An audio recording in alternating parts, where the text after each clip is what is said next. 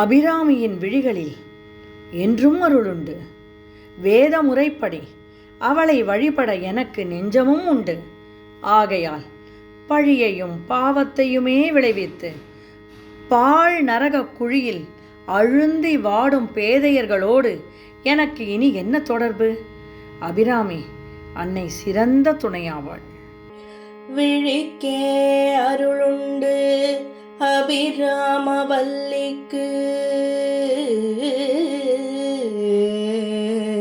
வேதம் சொன்ன வழிக்கே வழிபட நெஞ்சுண்டு எமக்கு.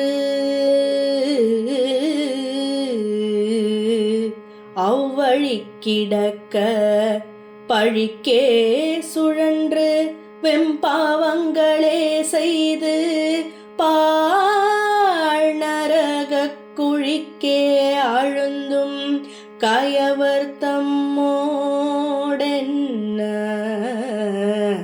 கூட்டினியே